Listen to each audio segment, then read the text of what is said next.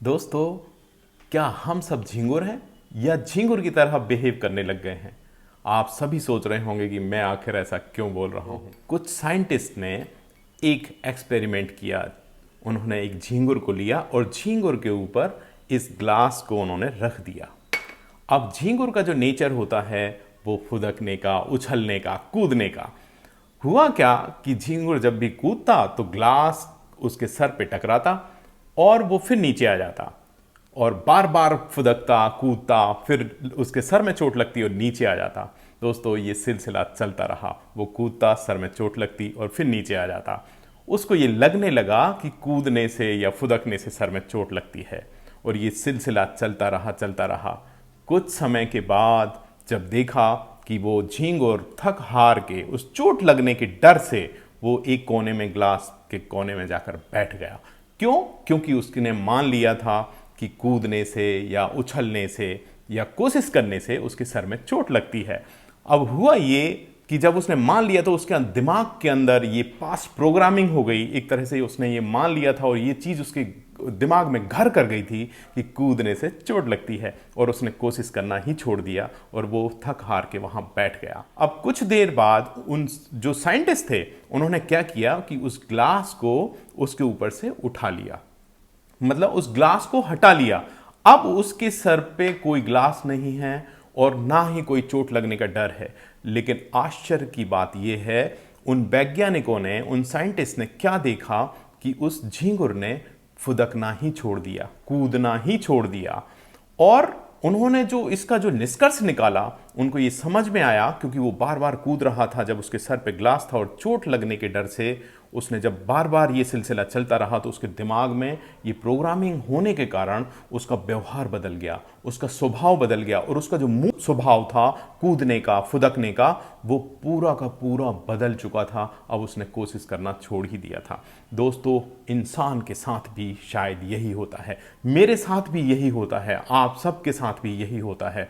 हम सब जब कोई कोशिश करते हैं, एक बार उसमें फेल होते हैं या असफल हो जाते हैं।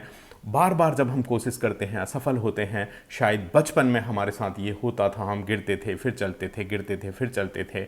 लेकिन जब लोग बोलने लग जाते हैं, आपको हंसने का डर लगने लग जाता है कि आपके ऊपर कोई हंसेगा, लोग क्या कहेंगे, और धीरे धीरे ये चीज़ें आपके दिमाग में घर करने लग जाती हैं। आपकी एक प्रोग्रामिंग हो जाती है और उसी के अनुरूप आपका दिमाग काम करने लग जाता है, आपका स्वभाव बदलने लग जाता है। आप कूदना, फुदकना उस झींगुर की तरह छोड़ देते हैं। दोस्तों, याद रखिए, जब हम छोटे थे तो हो सकता है हमारी परिस्थितियां अलग हों, हो सकता है हमारे अंदर वो पावर ना हो, लेकिन धीरे धीरे आप जब सीखते जाते हैं उस संघर्ष से, बार बार असफलताओं से, तो आपको वो पास्ट प्रोग्रामिंग जिसके बारे में मैं बात कर रहा हूं, जिसने आपको नेगेटिव कर दिया है या नकारात्मक कर दिया है, उस नेगेटिविटी को अपने अंदर घर ना करने दें, बल्कि सीखते रहें, सीखते रहें और कोशिशें करते रहें, क्योंकि अब वो ग्लास आपके सर से हट चुका है और आप तैयार हैं आसमान में उड़ने के लिए। दोस्तों, डेयरी फार्मर्स के साथ भी यही होता है। जब वो बहुत उत्साह से एक गाय, दो गाय, और धीरे धीरे करके वो डेयरी फार्मिंग में आता है, बड़ा करता है डेयरी फार्म, बड़े सपने के साथ। और जब चैलेंजेस आने शुरू होते हैं, छोटी छोटी सी असफलताएं मिलती हैं और वो सीखना स्टार्ट करता है। लेकिन कुछ समय के बाद एक चैलेंज, दूसरा चैलेंज, तीसरा चैलेंज जब उसके सामने आता है तो वो थक हार जाता है और अपने डेयरी फार्म को बंद करने की कोशिश करने लग जाता है या वहीं रुक जाता है। आप अगर देखें तो हमारा जीवन इसी तरह से चलता है। जो भी लोग सफल हुए हैं, किसी भी फील्ड में सफल हुए हैं, वो बार बार कोशिश करते रहे, अपने आप को मजबूत करते रहे। समस्याएं नई नई आती रहीं, लेकिन उन्होंने अपने आप को मजबूत किया और अपने आप को इस काबिल बनाया कि उस समस्या से बड़ा कर लिया, और फिर उनको दिखी अपॉर्चुनिटी और वहाँ से उनकी सफलता स्टार्ट हुई और वो सफल हो गए। दोस्तों, बार बार प्रयास करने से ही सफलता मिलती है। हमारे सामने सबसे बेहतरीन एग्जाम्पल है थॉमस एडिसन।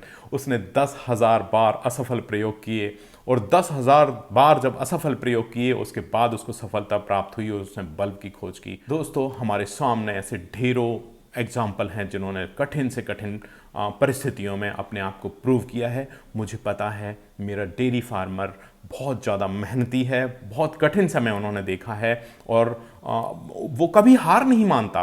तो आप डटे रहें, सीखते रहें, और इसी तरह से जब आप सीखते रहेंगे तो आप देखेंगे आप आगे बढ़ते रहेंगे, क्योंकि मैं यही बोलता हूं, जो सीख रहा है वो जिंदा है, जो सीख रहा है वो आगे बढ़ रहा है। और दोस्तों, हमारे चैनल का मकसद भी यही है कि डेयरी फार्मर्स के लिए हमेशा नई नई इंफॉर्मेशन, नई नई वैज्ञानिक तरीके, जिनसे उनका जो पशु है उसका दूध का उत्पादन बढ़े और किस तरीके से उसके फार्म पे खर्चे कम हो ताकि उसको मुनाफा हो, और ये बिजनेस जो डेयरी का धंधा है वो ज़्यादा से ज़्यादा मुनाफा देने वाला हो, सस्टेनेबल बिजनेस हो, और मेरे किसान भाई लंबे समय तक इस बिजनेस में टिके रहें और दूसरों के लिए एक प्रेरणा बन जाएं। दोस्तों, इस चैनल पे यूं ही बने रहें। अगर आपने अभी तक सब्सक्राइब नहीं किया है तो सब्सक्राइब कर जरूर कर लें, क्योंकि मैं हमेशा लेकर आता रहूंगा आपके लिए सही, सटीक और साइंटिफिक इंफॉर्मेशन। जय हिंद साथियों।